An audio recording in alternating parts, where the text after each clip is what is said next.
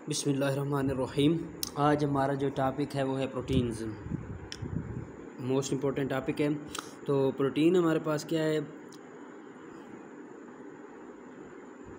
Most important organic compound है और abundant organic compound है, बॉडी में पाया जाता है। वैसे तो वाटर पाया जाता है, लेकिन ऑर्गेनिक कंपाउंड के लिहाज से जो है ये प्रोटीन सबसे ज़्यादा अबंडेंट है।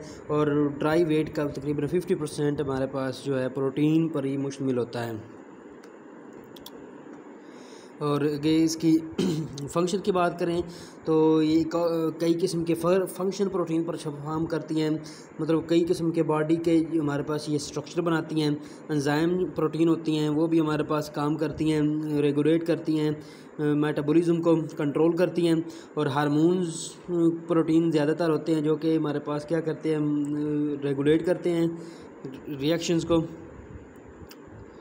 ये सारे के सारे प्रोटीन के फंक्शन हैं। अगर प्रोटीन की बात करें हीमोग्लोबिन की, वो भी प्रोटीन होती है जो कैरी करती है, ट्रांसपोर्ट करती है ऑक्सीजन को स्मॉल अमाउंट में, तकरीबन कार्बन डाइऑक्साइड को, लिपिड को, मेटल आयंस को वगैरह को। सम प्रोटीन्स जो एंटीबॉडीज़ जो होती हैं वो डिफेंड करती हैं बॉडी को अगेंस्ट पैथोजेन्स के लिहाज से। ब्लड क्लॉटिंग प्रोटीन होती है जो कि ब्लड लॉस से बॉडी को क्या करती है, बचाती है। इस तरह मूवमेंट जो होती है उसके दरमियान, सेल डिवीजन के दरमियान क्रोमोसोम्स की, वो भी प्रोटीन की वजह से होती है। तो प्रोटीन्स का स्ट्रक्चर किस तरह का होता है? प्रोटीन्स बेसिकली अमाइनो एसिड पर मुश्तमिल होती हैं। ये इनके बुनियादी कंपोनेंट होते हैं। और अमाइनो एसिड का नंबर एक प्रोटीन में 3000 तक भी पहुंच सकता है, फ्यू से लेकर, और इवन इससे भी ज़्यादा हो सकता है। अब हम अमाइनो एसिड की बात करते हैं तो अमाइनो एसिड तकरीबन सेल और टिश्यूज़ में टोटल 170 टाइप के अमाइनो एसिड सेल और टिश्यू में पाए जाते हैं। और उनमें से जो प्रोटीन का पार्ट, प्रोटीन को बनाने वाले 25 अमाइनो एसिड हैं, लेकिन मोस्ट ऑफ प्रोटीन हमारे पास के 20 अमाइनो एसिड से ही मिलकर बनती हैं, 10 एसेंशियल और नॉन एसेंशियल मिला के। और इसका आगे स्ट्रक्चर की बात करते हैं, इसके स्ट्रक्चर की, तो इसमें अमाइनो ग्रुप होता है, कार्बोक्सिलिक ग्रुप होता है, हाइड्रोजन होता है, और फिर वेरिएबल आर चेन होता है।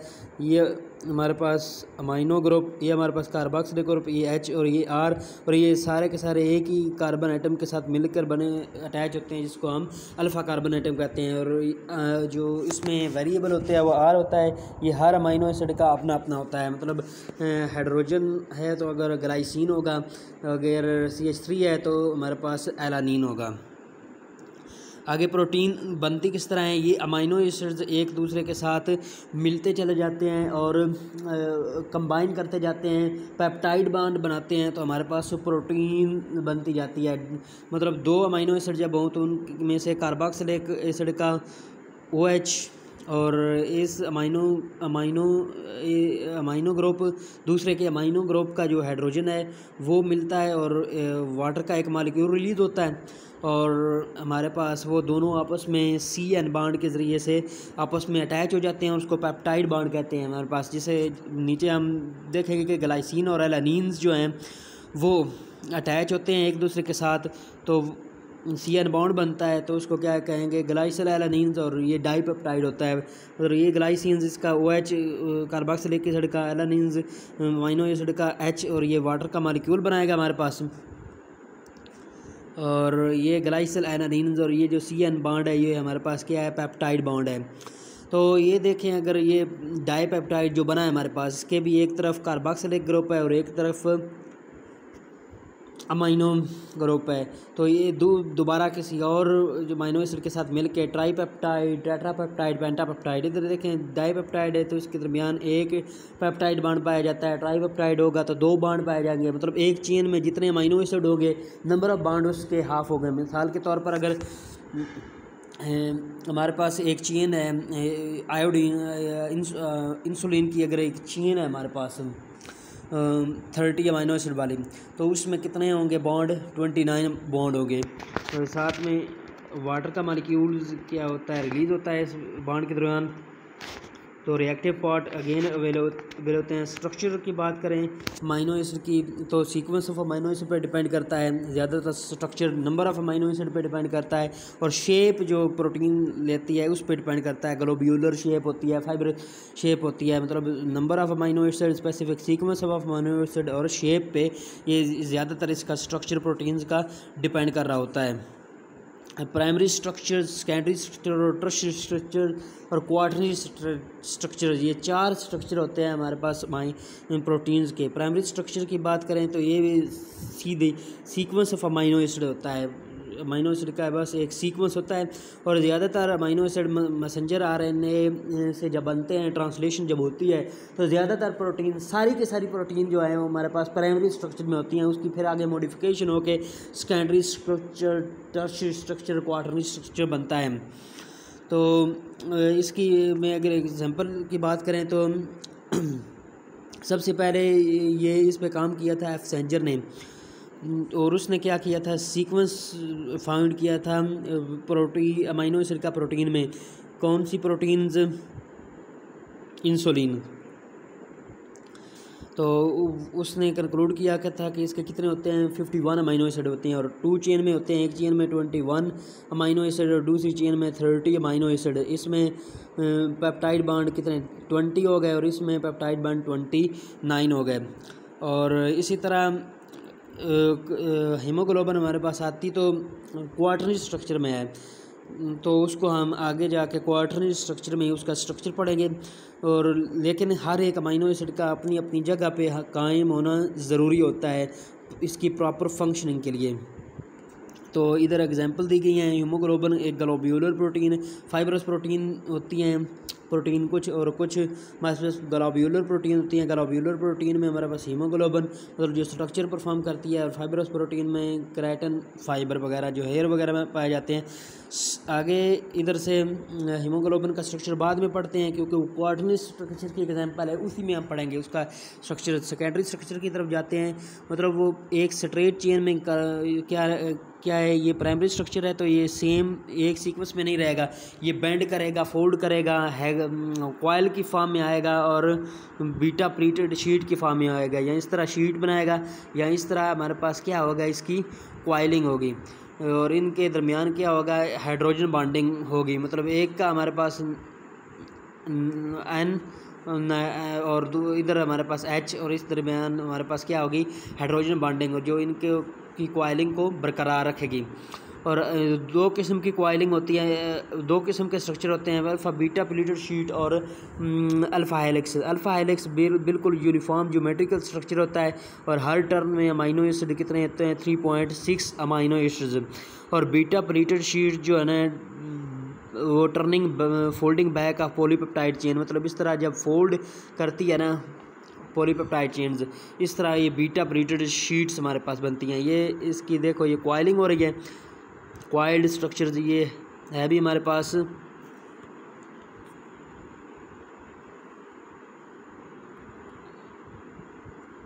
ये कौन सा है हमारे पास, सेकेंडरी स्ट्रक्चर। अब और हाइड्रोजन बॉन्डिंग इसमें ज़्यादा इंपॉर्टेंट होती है। अगर टर्शियरी स्ट्रक्चर की हम बात करें,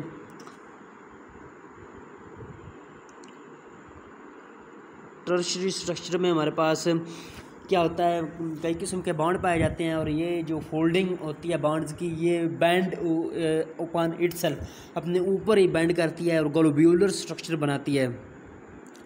तो इसको हम टर्शियरी कन्फर्मेशन कहते हैं। और इसमें बॉन्ड कितने होते हैं, आयनिक बॉन्ड होता है, हाइड्रोजन बॉन्ड होते हैं, और डाई सल्फाइड ब्रिजेस होते हैं। मतलब वो अमाइनो एसिड में सल्फ़र पाया जाता है, तो वो उसके सल्फ़र एक दूसरे के सामने जब आते हैं कॉइलिंग में, तो सल्फ़र डाई सल्फाइड ब्रिजेस हमारे पास बनते हैं। तो इसमें 3 किस्म के बॉन्ड पाए जाते हैं। टर्शियरी स्ट्रक्चर में 3 टाइप ऑफ बॉन्ड, कौन कौन से, आयनिक बॉन्ड, हाइड्रोजन बॉन्ड और डाई सल्फाइड ब्रिजेस, ये वाले इसमें सारे बॉन्ड पाए जाते हैं।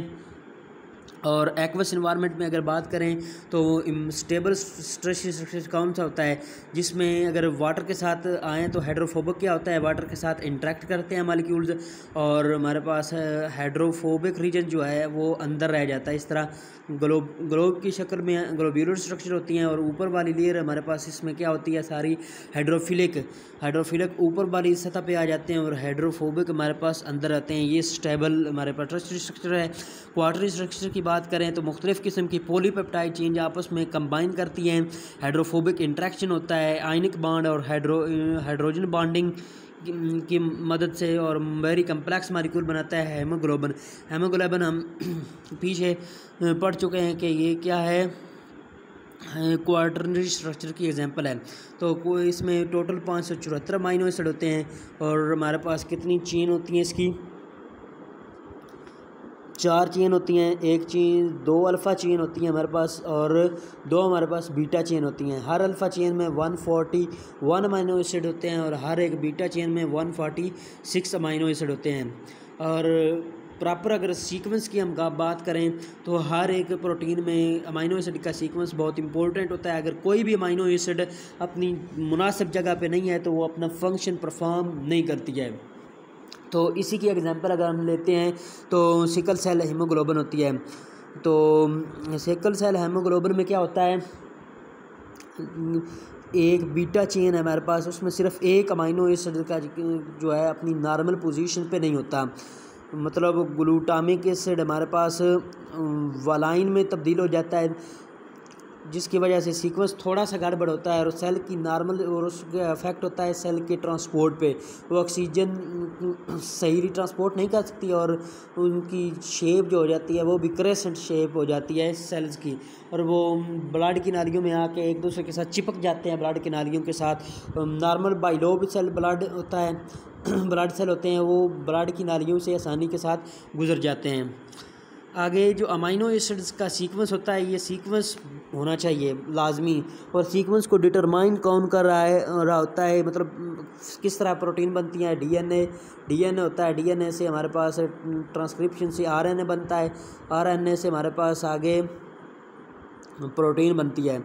मतलब इस प्रोटीन में जो अमाइनो एसिड का सीक्वेंस है उसको कौन डिटरमाइन कर रहा होता है। डीएनए में जो न्यूक्लियोटाइड का सीक्वेंस होता है, हर एक ट्राई न्यूक्लियोटाइड सीक्वेंस होता है, ट्रिपलेट कोडान होता है, जो कि हर एक अमाइनो एसिड को कोड कर रहा होता है, और उसी ट्रांसफर आरएनए पे वो सवार होके आता है, और मैसेंजर आरएनए की सतह पे वो एक दूसरे के साथ अटैच होते जाते हैं।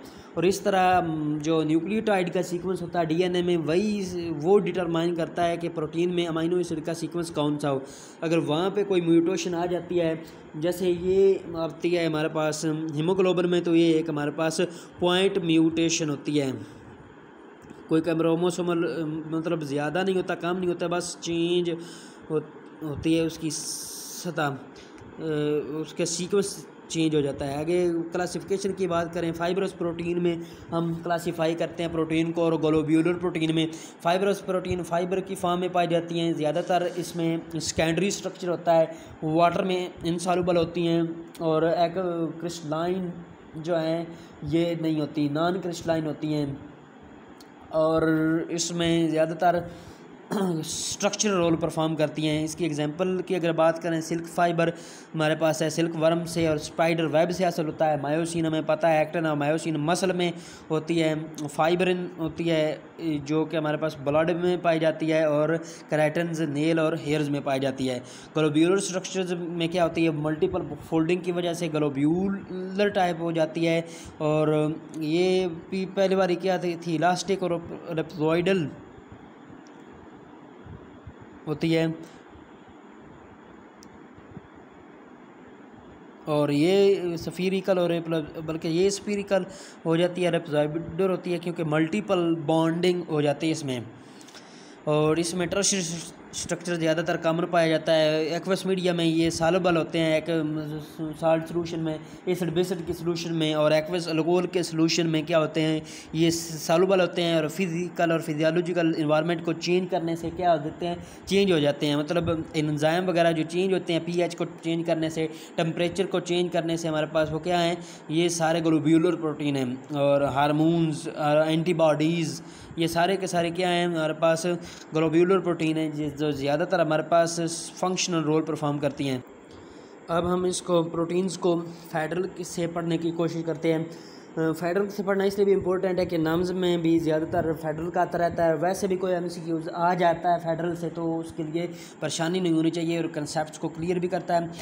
बाकी बिल्कुल वैसे ही है, कार्बन हाइड्रोजन ऑक्सीजन पे से अमाइनो एसिड मिलकर बनते हैं। कुछ अमाइनो एसिड में सल्फ़र भी होता है, मिथियोनिन्स वगैरह, और कुछ में फास्फोरस भी होता है, और कुछ में हमारे पास आगे देखें ये आयरन, आयोडीन और मैग्नीशियम के मॉलिक्यूल भी होते हैं। स्ट्रक्चर ऑफ प्रोटीन्स की हमारे पास बात करें तो ये अमाइनो एसिड के पॉलीमर होते हैं। अमाइनो एसिड का स्ट्रक्चर ये दिखाया गया है। बाकी ये अमाइनो एसिड का स्ट्रक्चर दिखाया गया है। अल्फ़ा कार्बन कार्बोक्सिलिक ग्रुप और अमाइनो ग्रुप होता है। और इस तरह आगे नीचे ये दिखाया गया है कि डाईपेप्टाइड और पॉलीपेप्टाइड क्या बनते हैं। मतलब कार्बोक्सिलिक ग्रुप का वो OH होता है, अमाइनो ग्रुप का उससे ग्लाइसिन और एलानिन, ग्लाइसिल एलानिन एक हमारे पास डाईपेप्टाइड है। और बाकी क्या है ट्रांसलेशन से बनती हैं, पीछे हम पढ़ आए हैं। जो जहाँ पे कार्बोक्सिलिक ग्रुप अटैच होता है वो उसको हम कहते हैं C टर्मिनस, और जहाँ पे NH2 अटैच होता है उसको हम N टर्मिनस कहते हैं। और नया अमाइनो एसिड हमारे पास देखो ये वाला अमाइनो एसिड इस पे अटैच हुआ है तो C टर्मिनस पे हुआ है अटैच, और इस तरह पॉलीपेप्टाइड बॉन्ड बनता चला जाएगा। स्ट्रक्चर भी हम पहले पढ़ चुके हैं, primary, secondary and tertiary structures जो है अमाइनो एसिड का वो हम पढ़ चुके हैं। इसका sequence of amino acid beta pleated sheet बन जाती है तो वो हमारे पास सेकेंडरी स्ट्रक्चर जिसमें हाइड्रोजन बॉन्डिंग हो जाती है। और फिर जब डाइसल्फाइड ब्रिजेस आयनिक बॉन्ड होता है तो टर्शियरी स्ट्रक्चर्स और हाइड्रोफोबिक इंट्रैक्शन जब भी होता है, और जिसमें और बहुत ज़्यादा हमारे पास चेन्स जो हैं पॉलीपेप्टाइड की आ जाती हैं तो वो हमारे पास क्वार्टरनरी स्ट्रक्चर बन जाता है जैसे इंसुलिन। मतलब ये लीनियर लेवल ऑफ ऑर्गेनाइजेशन में primary structure sequence alpha helix ये दिखाया गया। Secondary structure sequence of amino acid linked by hydrogen bond, और ये हाइड्रोजन बॉन्ड से आपस में लिंक करते हैं। टर्शियरी स्ट्रक्चर की बात करें तो alpha helices and the pleated sheet के दरमियान क्या होता है, कर when the certain attractions alpha helix और बीटा प्रीटेड शीट में जब कोई अट्रैक्शन होती है और ग्लोब्यूलर स्ट्रक्चर और फोल्डिंग बैक होती है, इस पर ग्लोब्यूलर स्ट्रक्चर बनता है तो उसको टर्शियरी स्ट्रक्चर कहते हैं। क्वार्टरनरी स्ट्रक्चर में क्या होती है, as a protein consisting of more than one amino acid chain, amino chains बहुत ज़्यादा होती हैं और आपस में ग्लोब्यूलर फॉर्म में आ जाती हैं और इंट्रैक्शन होती हैं, कम्प्लेक्स इंट्रैक्शन होता है तो हमारे पास ये बनता है। तो इधर हमारे पास significance of amino acids, amino acids की सिग्निफिकेंस क्या होती है, सीक्वेंस ऑफ अमाइनो एसिड बहुत ज़्यादा इंपॉर्टेंट होता है। अगर ना हो तो पॉइंट म्यूटेशन होती है, जैसे पीछे हम पढ़ चुके हैं हीमोग्लोबिन के मॉलिक्यूल में, वहाँ पे क्या हो जाती है ये कार्बन नंबर 6 पे ये ग्लूटामिक एसिड है तो नॉर्मल रेड ब्लड सेल होंगे, और वलाइन में जब तब्दील हो जाएगी तो वो क्या हो जाएगी, उसका सिर्फ एक ही अमाइनो एसिड चेंज हुआ है बीटा का तो क्या हो गया है उसके सिकल सेल बन गए हैं, और वो ये आर्टरी और वेन से गुजरने में इसको थोड़ा दिक्कत पेश आएगी। आगे इसके फंक्शन क्लासिफिकेशन, फाइब्रस प्रोटीन की बात करें, ग्लोब्यूलर प्रोटीन की बात करें, वही चीज़ जो हम पहले पढ़ आए हैं। रोल ऑफ प्रोटीन की बात करते हैं तो इसमें हर एक जो प्रोटीन है उसका कुछ स्ट्रक्चर रोल परफॉर्म करेगी, कुछ फंक्शनल रोल परफॉर्म करेगी, और नीचे हम उसका टेबल में देखेंगे हर एक अमाइनो एसिड का अलग-अलग। बाकी पीछे भी हम पढ़ चुके हैं कोलेजन, तो इसको हम टेबल में जल्दी रिवीजन करते हैं। कोलेजन हमारे पास आता है मैट्रिक्स ऑफ बोन बनाता है। Elastin protein, elastin provide support for connective tissues such as ligament, ligament जो हड्डियों को हड्डियों से जोड़ते हैं, ये कनेक्टिव टिश्यूज होते हैं, इनको इस किस्म के सेल्स को इलास्टिसिटी ये परफॉर्म करती है। केराटिन हमारे पास strength, protective covering such as hair और नेल्स को, प्रोटेक्टिंग कवरिंग हॉर्न्स को और बीक्स को, चूंचों को। और हिस्टोन प्रोटीन हमें पता है कि होल्ड करके रखती है, DNA को अरेंज करती है। एंजाइम क्या करते हैं, कंट्रोल मेटाबॉलिक रिएक्शंस एक्सेलरेट करते हैं, उनको हार्मोन उसको रेगुलेट करते हैं, फिजियोलॉजिकल एक्टिविटीज़ को, regulation of glucose level, digestion, blood hormones, long term activities, hormone का जो फंक्शन है, एंटीबॉडीज़ के वाइट ब्लड सेल बनाते हैं, प्रोवाइड इम्यूनिटी, और हीमोग्लोबिन आरबीसीज में होती है, transport of oxygens and carbon dioxide to some extent, fibrinogens found in blood plasma involve in blood clottings, और वो अल्ब्यूमिन जो है वो एग में पाई जाती है, एंड सीजिन जो है वो मिल्क में पाई जाती है। और इन दोनों का फंक्शन क्या है, स्टोरेज ऑफ अमाइनो एसिड का स्टोरेज, वो अल्ब्यूमिन और सीजिन, मतलब ये सारे इनके सारे एमसीक्यूज पॉइंट ऑफ व्यू से बहुत ज़्यादा अहम हैं। मतलब सीजिन और किसी वो अल्ब्यूमिन हमारे पास कोई नहीं है पंजाब में कि ये क्या काम करती है। इसी तरह कोलेजन्स वगैरह और इलास्टिन नहीं है, ये आ सकता है। तो इस तरह हमारा लेक्चर तमाम हुआ।